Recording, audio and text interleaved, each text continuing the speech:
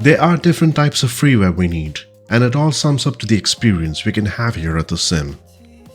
Freeware, ranging from performance of your machine, tools that can improve the visuals inside, improvement mods to your current aircraft, airports that welcome you, plus aircraft.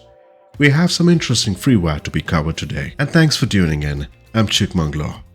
Firstly, what are some of the things we can think of on an existing scenery? TV towers, a radio tower, chimneys. Imagine seeing a chimney that you're familiar in your area. Now cooling towers, flare stacks, large and mountaintop crosses, radar domes, construction cranes, satellite or telescope dishes. Now these are things placed accurately and can add some frills to your VFR flying.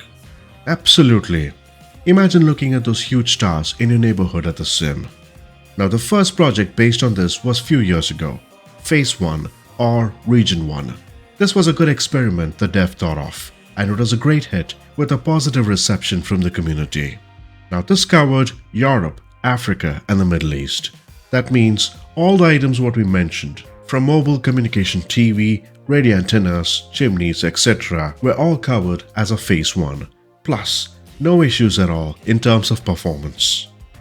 Moving to Region 2 or Phase 2, North America with Canada, the US and Mexico plus South America were included. Now the work was tedious here, but the approach was simple, applying the same thought process as on Region 1. And in this case, 200,000 objects were added, and one of the new objects that were added were tower systems, which were basically tethered aerostat radar system. The same manner, Region 3 that cover the rest of the world, Asia, Middle East, Russia, Australia and part of Oceania. Visual effects, that means smoking chimneys, cooling towers, fire coming out from flare stacks, plus they react to wind and temperature now. A new integration that kept growing, and are they FPS friendly? You bet. So make sure to get these 3 freewares, plus the links can be found in the description. Now continuing with freeware, have you tried this feature yet? Floyds Epic Clouds. Now the Epic Cloud features offers a comprehensive array of weather properties within the sim. Now these include interdependent factors like cloud cover, temperature, pressure, snow and wind speed. Winds feature prevailing wind directions, affecting flight times at altitude, with special environments like thermals for gliders and directional wind for balloons. There have been many user requests actually which have been accommodated, so thanks to the dev for this. This includes DCS style or double cloud stack preset and turbulence presets. As a user, you can choose from different temperature scales and sorting orders based on the preferences. Plus, something to note is that each cloud preset has a FPS frames per second cost, with translucent clouds demanding more resources than opaque ones. So something to keep note of.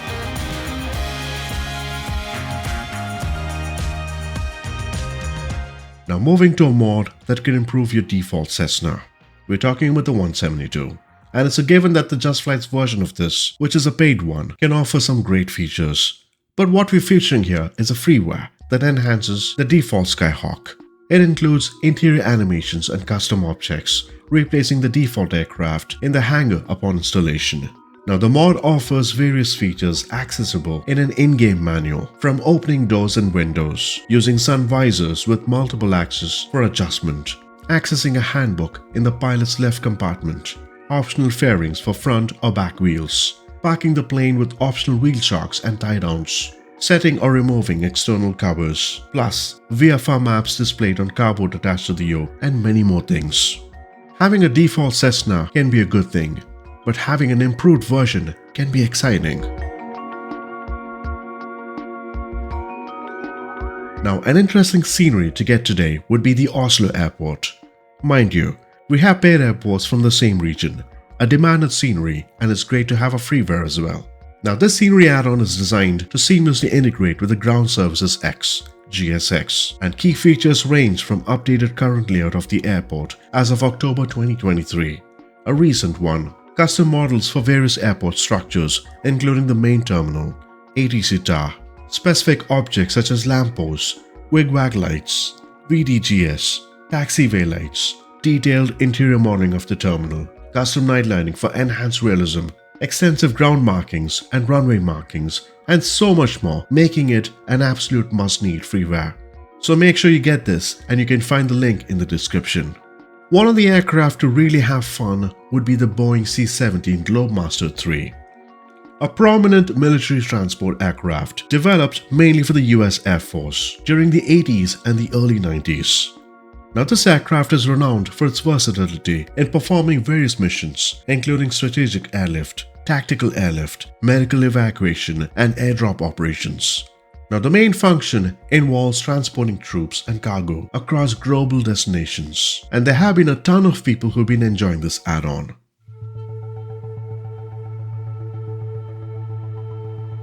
Let's talk about tools. Auto FPS that aims to enhance by ensuring a smoother performance.